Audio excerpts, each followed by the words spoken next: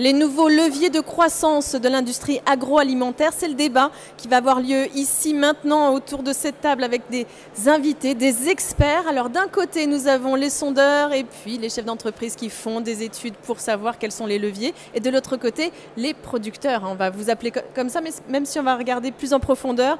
Alors à mes côtés, j'ai Christine Barthes. Bonjour. Alors vous êtes déléguée à la FEF, Fédération des entreprises et entrepreneurs de France. Quel est le rôle de la FEF dans la filière agroalimentaire? Alors la FEF, c'est un club de 600 PME françaises, à 80% agroalimentaires. Et nous sommes une passerelle entre ces PME et leurs clients, que sont la grande distribution et la restauration hors foyer.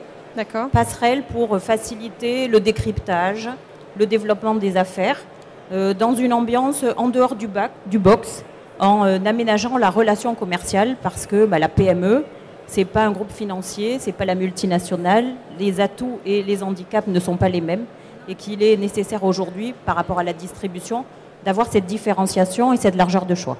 D'accord. Et club, pourquoi cette nomination, cette façon de le nommer, club? Parce que nous ne sommes pas une fédération, nous ne sommes pas un syndicat. Nous sommes dans une démarche de dire, pour pouvoir travailler avec nos clients, il faut les connaître, il faut être dans l'échange, dans le dialogue et trouver ensemble des solutions en dehors d'un univers réglementaire complexant et complexifiant pour les PME. Vous êtes une sorte d'agent finalement pour eux. Un mythique, un facilitateur, une passerelle, un trait d'union. Parfait. À vos côtés, Stéphane Marcel, bonjour. Bonjour. Vous êtes membre du comité de la Sofres depuis 2008, c'est ça, hein, jusque-là, je ne me trompe pas. Vous êtes manager des innovations et connaissances des marchés. Alors quel est votre rôle exactement? Alors je peux le décrire de deux manières. Le premier, c'est d'être le porteur de la voix des consommateurs dans les entreprises. Le président de l'ANI a insisté tout à l'heure sur le fait d'être en connexion avec les consommateurs, c'est notre métier. Et s'agissant de l'innovation dont j'ai la charge, eh bien, c'est d'aider les entreprises à lancer des produits qui réussissent.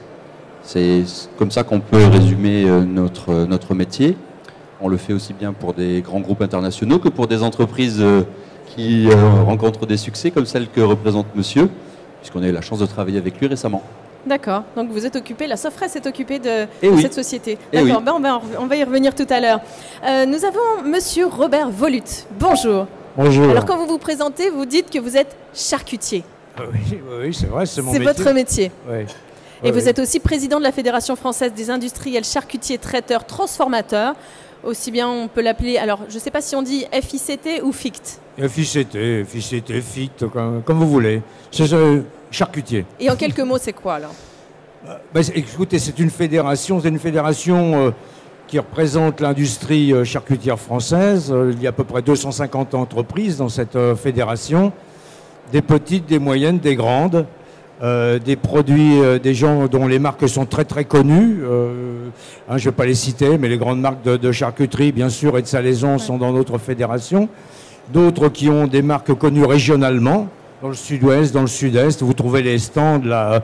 Il y a 26 de nos membres qui sont ici présents au CIAL. Hein. 26. 26, oui. D'accord, j'avais noté 18, ça augmente. Oui. Non, il y en a 18 qui sont dans un petit parcours. D'accord. Hein, dont je parlerai tout à l'heure. Au CIAL, 26. 26, oui, 26. D'accord. Et voilà, donc une fédération, c'est la défense des intérêts d'une industrie en France et à l'étranger. D'accord, oui, on parlera sur tout à l'heure. Sur tous les fronts, sur les fronts de la qualité, sur les fronts de la réglementation, sur les fronts de la fiscalité, sur les fronts commerciaux, sur les fronts de l'exportation, etc. Enfin, on a du marketing général collectif. Vous êtes un véritable soutien pour eux? Oui, je suis pas nous représentons les charcutiers. Donc nous sommes la synthèse, on fait la synthèse des besoins des charcutiers en matière de développement et de défense de leurs intérêts. Donc c'est plutôt un lieu de synthèse. un lieu de consensus et puis d'action après. Évidemment. Et à côté de vous, alors un invité surprise. Parce que dans le Cial, on fait un petit peu notre petit tour, puis tout d'un coup on se dit, venez avec nous, on va parler de ce que vous savez faire et en l'occurrence sur les leviers de croissance de l'industrie agroalimentaire. Je pense que vous avez effectivement votre place ici. Vous êtes Philippe Imberger, vous êtes PDG des pâtes grand-mère. C'est tout nouveau, tout beau, tout neuf. Racontez-nous un peu cette histoire. Bonjour, merci de m'avoir accueilli. Donc effectivement, je suis dirigeant de notre entreprise familiale située en Alsace. Nous fabriquons des pâtes d'Alsace aux œufs frais, avec 7 œufs frais au kilo de semoule de blé dur. Entreprise familiale, donc je suis de la 3e génération. D'accord. Et nous connaissons actuellement une période difficile puisque, vous le savez tous, il y a des tensions sur les matières premières, le sujet qui a été évoqué tout à l'heure. Oui. Donc une très forte tension sur les blés durs. Et aujourd'hui, nous avons trouvé d'autres innovations puisque le développement d'une entreprise passe forcément par l'innovation et le développement.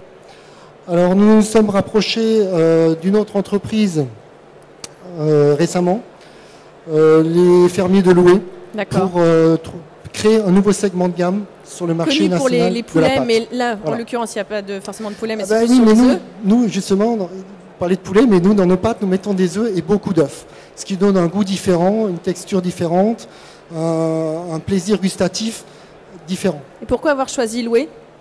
Parce que ce sont des gens qui partagent les mêmes valeurs que nous. Les valeurs de la famille, les circuits courts, l'économie circulaire, la défense du bien-être animal. Oui, c'est-à-dire que ce n'est pas des poulets élevés en bataille, mais il y a le bien-être. C'est-à-dire c'est des poulets qui sont élevés en plein air? Alors ce sont des poulets fermiers élevés en liberté, qui courent dans la verdure et qui rentrent le soir pondre leurs œufs, et ces œufs sont ramassés à la main. Donc on revient sur le concept de la ferme. On avait nos œufs à la maison qu'on ramassait le matin pour faire les bons plats, ensuite à midi et le soir. Donc c'est ce qui vous a permis, le fait de vous associer à cette grande entreprise, ça vous a permis de vous lever et d'accroître?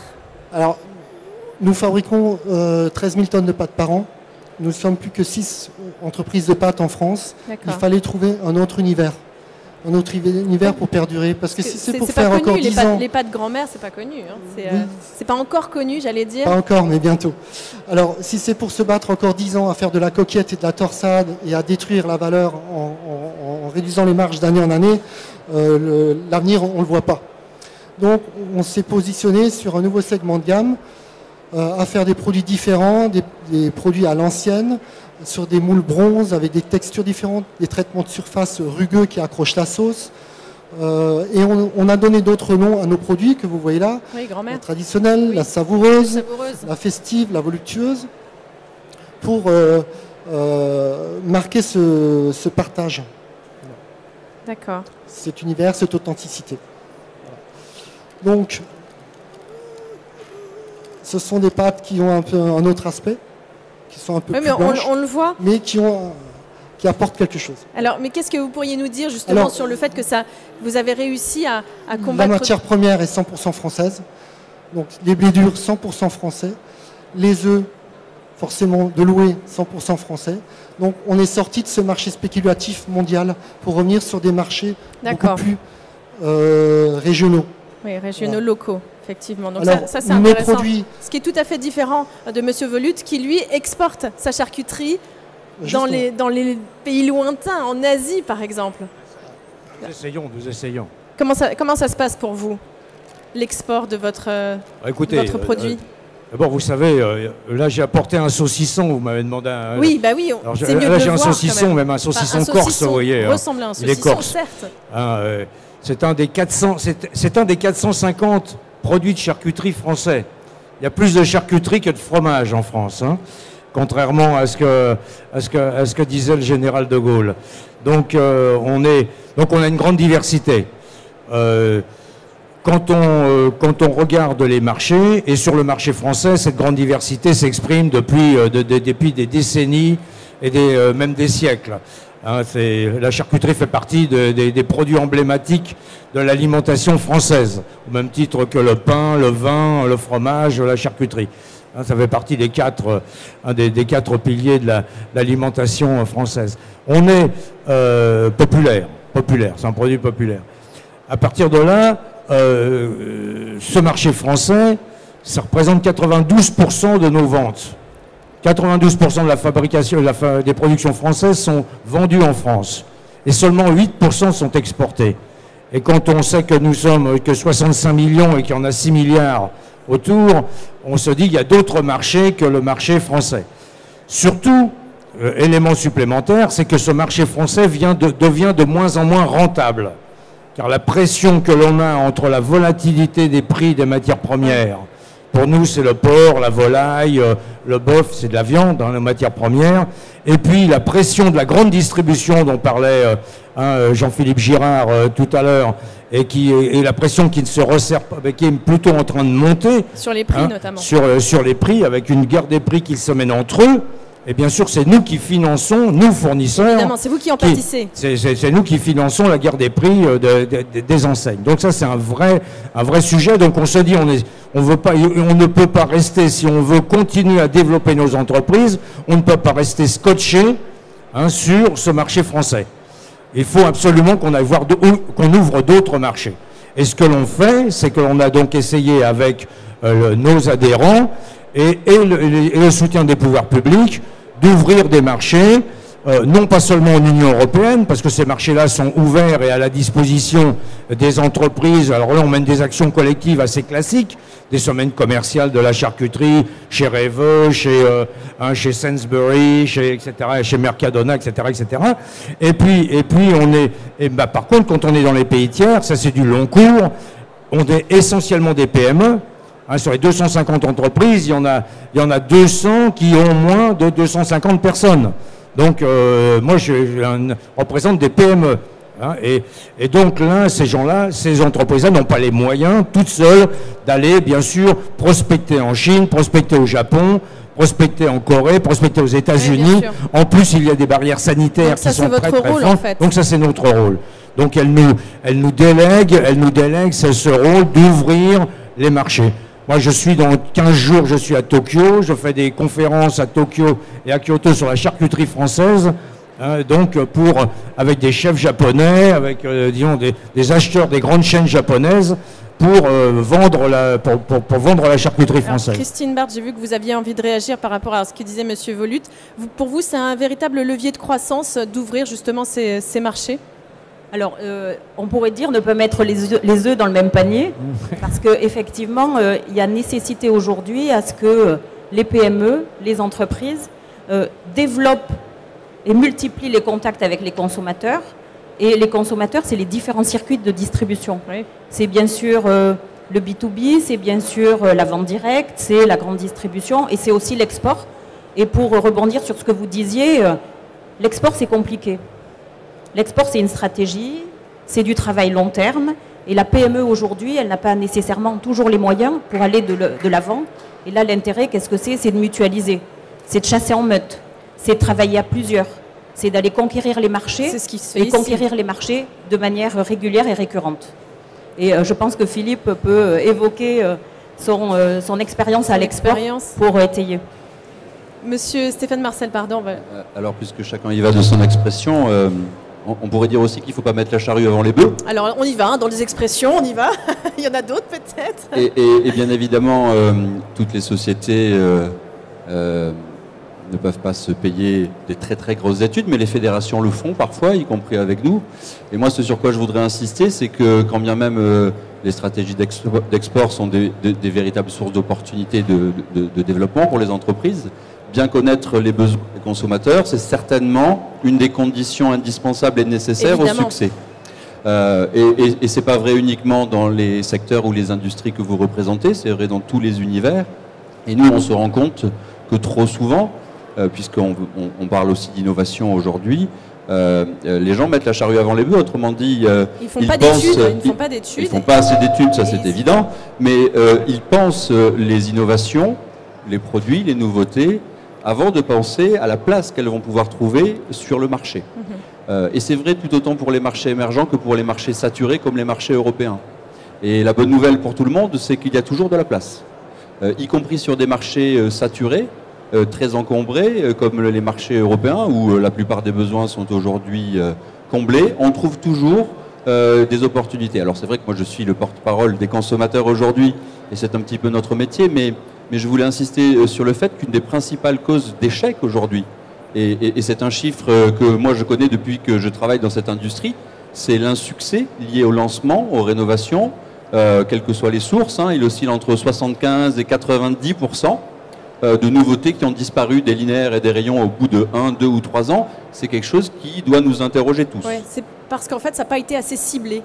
Alors, entre autres, c'est parce que ça n'a pas été ciblé et aussi parce que beaucoup d'entreprises commencent leur processus d'innovation un peu trop tôt, je dirais, en mettant autour de la table des gens qui vont essayer d'inventer des nouveaux produits ou des nouveaux services, en oubliant d'une certaine manière d'avoir bien pris en compte l'espace, les opportunités sur lesquelles ils pouvaient se lancer. Et l'autre élément aussi que je voulais partager avec vous, c'est que trop souvent, les chefs de produits et les gens de marketing pensent l'univers concurrentiel comme on pense le rayon. Le concurrent, c'est celui que l'on va trouver en linéaire face à sa gamme ou à son portefeuille. Or, du point de vue des consommateurs, on se rend compte que lorsqu'on considère des moments de consommation, la gamme des possibles, des alternatives à un produit donné est extrêmement large. De ce point de vue-là, l'idée d'élargir aussi la manière dont on considère le champ concurrentiel, c'est quelque chose qui est assez important. Dans l'univers des pâtes que vous représentez, il y a des alternatives qui ne sont pas uniquement les fabricants de pâtes. C'est très important de savoir ce que les consommateurs vont chercher ou vont y trouver. Et Oui, pardon, allez-y, je vous en prie, monsieur Volux. Non, mais bien, moi, je suis tout à fait d'accord avec ça. Nous sommes, quand on vend de la charcuterie, on est bien sûr en compétition avec d'autres viandes. Oui, on est en compétition plus large avec d'autres protéines. Donc tout ça, l'estomac étant ce qu'il est, on va pas lui faire manger 2 fois ce dont il a besoin. Les besoins étant des ingestions et des dépenses. Donc le bilan calorique dépend aussi de l'activité que l'on a et de la biologie de chaque personne. C'est très très complexe. Donc il faut absolument, ça je suis bien sûr, il faut nous les opérations que l'on mène vers la Chine, vers le Japon, vers les États-Unis. Là on commence vers les États-Unis, c'est compliqué, mais on commence toujours par une étude de marché, par aller voir ce que le consommateur, ce dont il a envie, ce dont il a besoin, ce dont il rêve. Ce dont il rêverait, même on va un peu plus loin, enfin on est dans le conditionnel, puisque nos produits n'existent pas sur ces marchés. Mais un Chinois n'a aucune idée de ce que c'est qu'un saucisson. Il ne sait même pas comment c'est fait. Il ne sait pas avec quelle viande c'est fait. Et donc il ne sait pas comment ça se consomme, à quel moment ça se consomme. Il ne connaît pas l'odeur. C'est juste que c'est français. Même pas. J'ai besoin de mettre une tour Eiffel dessus pour lui signaler que on a un logo savoir-faire charcutier français en France et en Europe, et on est en train de faire traduire ce logo-là en chinois pour dire savoir-faire charcutier français. Et on va mettre une tour Eiffel, bien évidemment, puisque c'est le signe de reconnaissance de la France. On va faire traditionnel, mais il faut faire simple. Parce que nous sommes des produits qui sont consommés, qui peuvent être consommés. Là, avec les Chinois, même s'ils ont consommé une fois chaque semaine, ça serait déjà formidable. Mais les 150, 170 millions de Chinois, la cible, c'est pas 1,4 milliard, c'est 170 millions. C'est déjà plus que la France et l'Allemagne réunies. Donc vous êtes en train de dire, en fait, finalement, les entreprises innovantes qui ont fait des études ont réussi à 100%? Alors, celles qui ont écouté nos conseils, oui, mais à 100% non. Non. Tout simplement parce que entre le moment où on peut intervenir et la manière dont les produits sont mis sur le marché, il peut se passer des choses. Et ça renvoie à l'idée qu'il ne s'agit pas uniquement d'avoir un bon produit, il s'agit aussi de le mettre correctement sur le marché. Et ça aussi, c'est un sacré sujet. Je ne parle même pas du système de distribution chinois. Bien évidemment, chacun des systèmes de distribution est particulier, selon les catégories et les pays. Ça, c'est aussi quelque chose qu'il faut pratiquer. Et donc, on voit bien que finalement, réussir, c'est pas si simple que ça. Et il y a des choses qui relèvent du produit lui-même, de tout ce que l'on peut faire pour accompagner les entreprises dans l'optimisation, dans l'intérêt du consommateur. Et moi, j'aime bien ce que dit mon voisin d'en face sur la logique de valeur, plutôt que la logique de volume.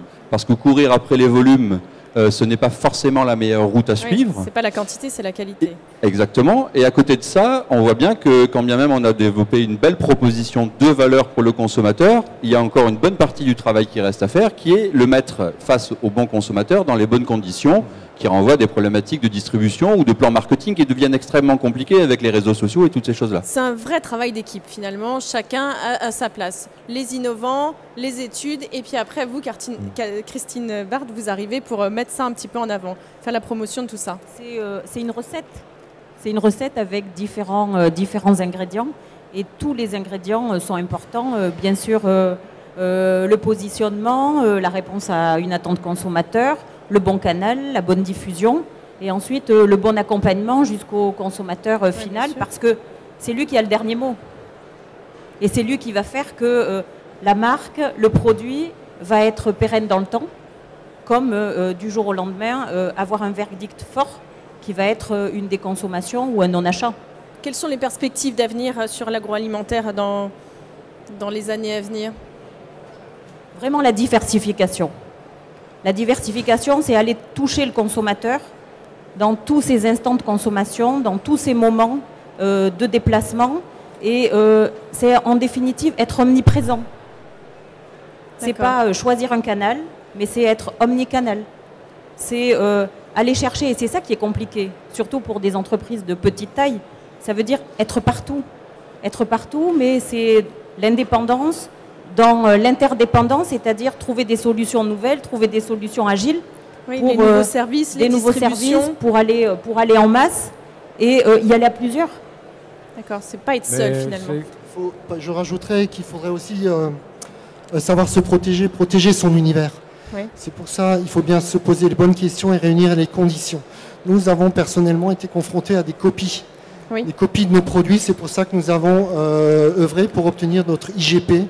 L'IGP, rappelez-nous ce que c'est l'IGP. Alors c'est une protection géographique qui protège la région de production, la recette et le savoir-faire.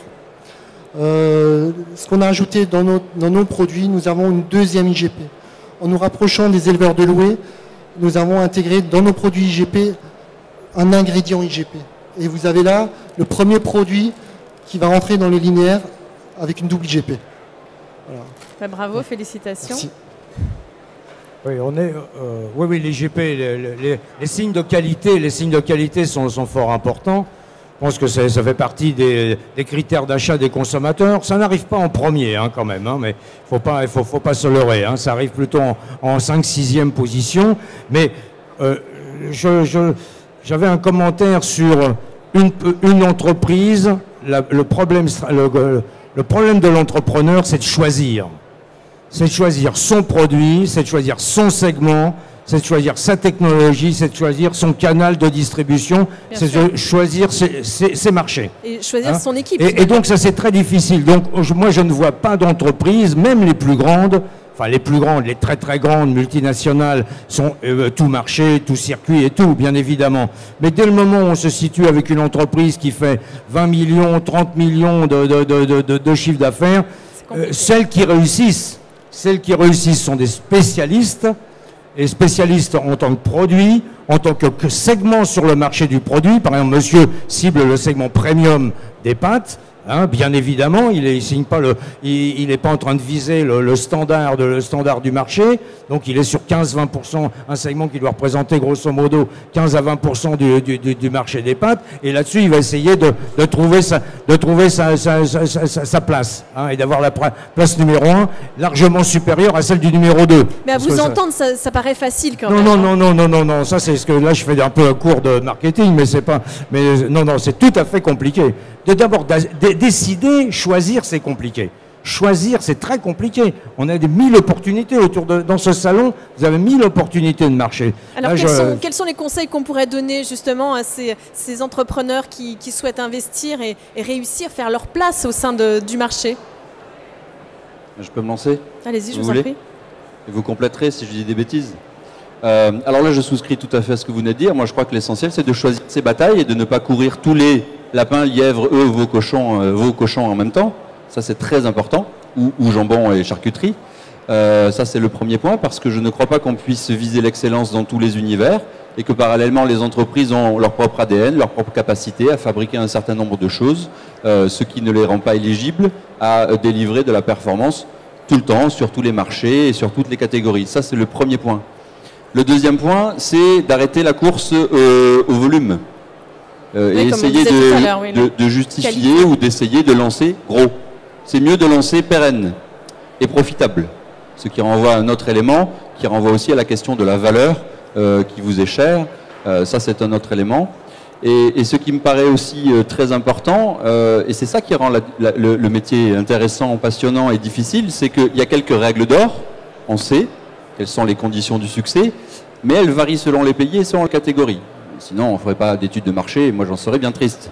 Mais ce que je veux dire par là, c'est qu'on sait quand même qu'à partir du moment où on répond à un besoin, qu'on apporte quelque chose de nouveau et de différent sur le marché, qu'on crée une petite excitation pour les consommateurs qui dépasse la seule évolution d'un mix avec des ingrédients ou d'un pack, qui sont parfois des vecteurs mais pas suffisants, et surtout qu'on délivre ses promesses. Ça aussi, ça paraît être un cours de marketing degré zéro, délivrer sa promesse, mais c'est ce qui est la réassurance ou l'assurance du réel.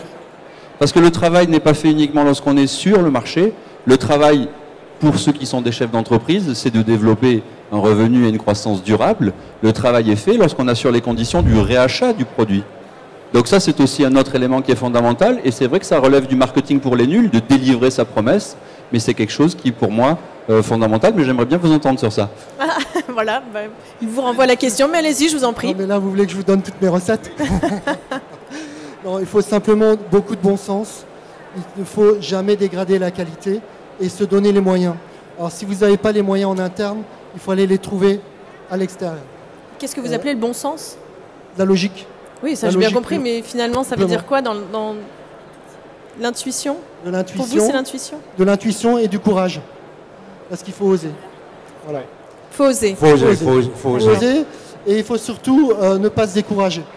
Parce que quand nous sommes partis à l'export, nous sommes une entreprise familiale de moins d'une centaine de salariés. Et on est parti à l'export il y a une dizaine d'années. Aujourd'hui, nous exportons 20% de notre production. Sur 13 000 tonnes de pâtes, il y en a 20% qui partent à l'export. Nous avons de réels succès à l'export et il faut vraiment inonder le monde de notre savoir-faire culinaire français parce qu'on a vraiment là quelque chose d'extraordinaire dans nos mains. Bien, merci à tous d'être venus ici pour participer à cette table ronde sur les leviers de croissance de l'industrie agroalimentaire. Merci beaucoup. Puis on retiendra que finalement la réussite, c'est un travail d'équipe. À plus tard.